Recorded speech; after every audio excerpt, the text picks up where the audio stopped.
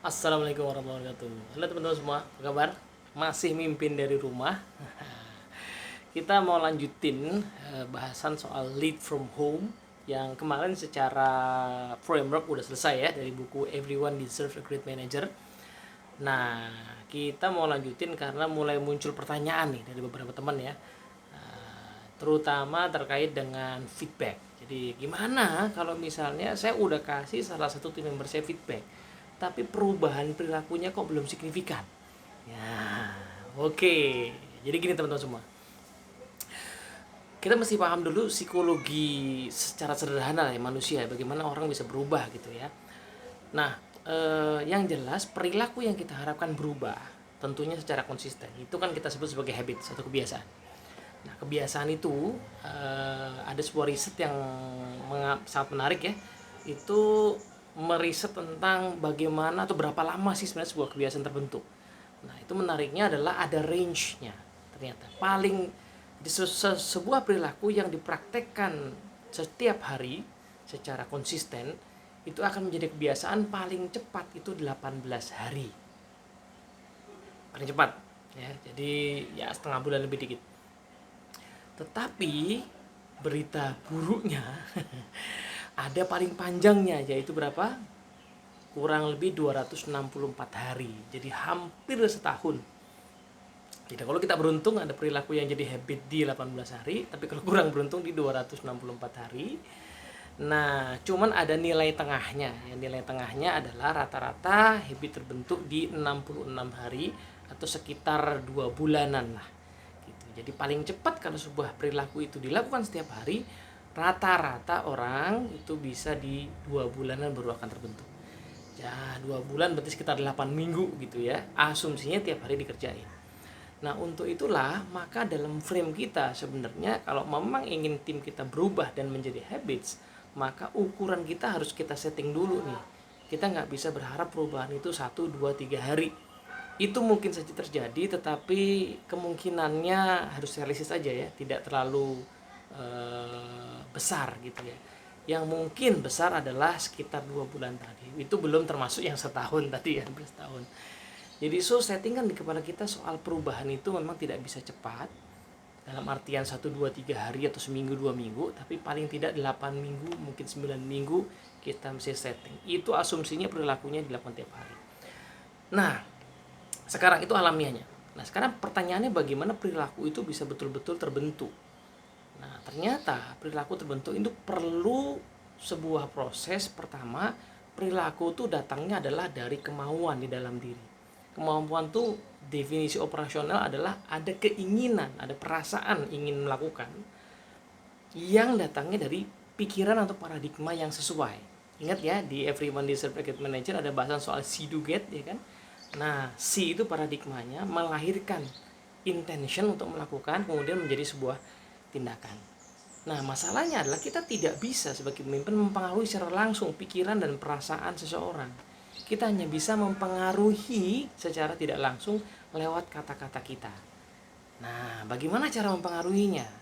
Mempengaruhi pikiran adalah dengan bercakap-cakap, berdialog, berkomunikasi. Yang mungkin tidak sekali kita bantu tim kita mendapatkan pemahaman mengapa sebuah perilaku itu penting. Mengapa disiplin yang kita kehendaki itu penting. Nah, itu harus dibantu tim kita. Dan yang jelas menariknya adalah pemahaman yang didapat oleh tim kita itu sebenarnya harus sesuatu yang sebenarnya dia dapatkan sendiri. Itu yang paling powerful. Jadi kita nggak bisa paksakan paradigma kita kepada orang gitu. Nah, tapi kita bisa memberikan alternatif paradigma, menawarkan alternatif paradigma yang mungkin akan membuat dia kemudian klik dengan salah satu. Contoh sederhana deh.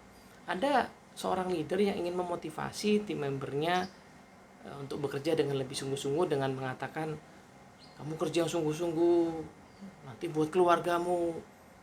Ya, itu motivasi yang cocok buat leadernya emang udah punya anak 3, anak 4. Tapi kalau tim membernya itu masih jomblo, ya elah pak, boro-boro keluarga, ya kan, aduh. Nah, jadi nggak relevan atau belum cocok paradigma itu bagi tim member tersebut gitu. Maka kita mesti menawarkan alternatif paradigma, wawasan paradigma kepada tim member kita yang somehow akan bisa klik dengan apa yang terjadi, konteks yang ada dalam pikiran.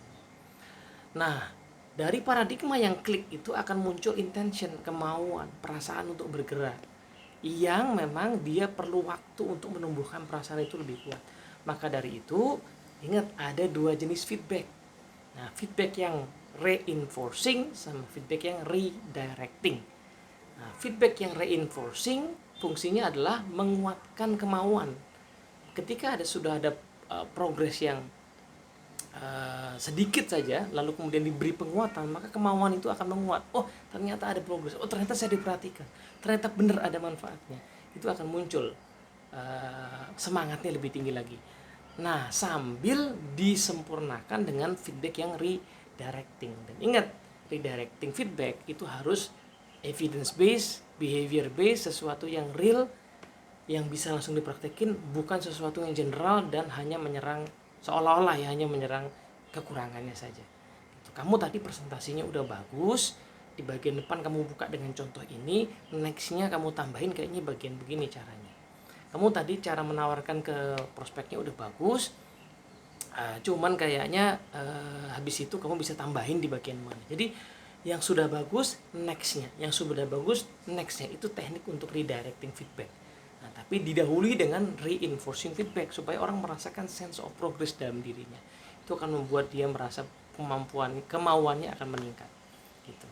Nah, sekali lagi, 6 critical practices for leading a team itu tidak berdiri sendiri-sendiri. Jadi dia harus terintegrasi.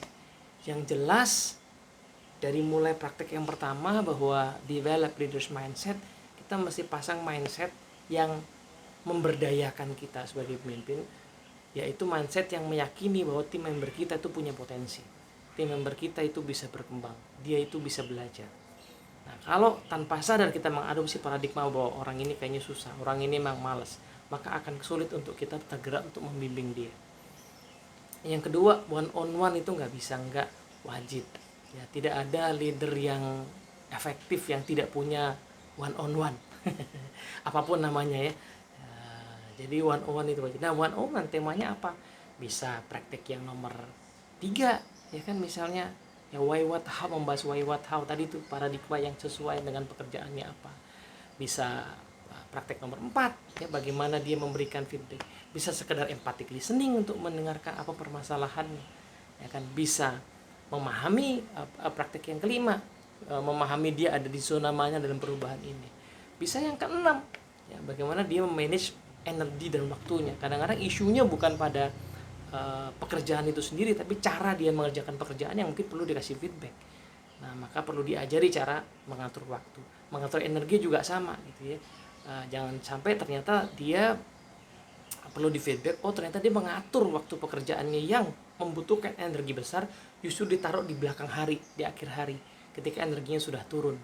Nah, sementara aktivitas pagi hari pola aktivitas yang tidak perlu energi besar. Nah, ini kan sebenarnya hal-hal yang bisa di feedbackin di tim member kita.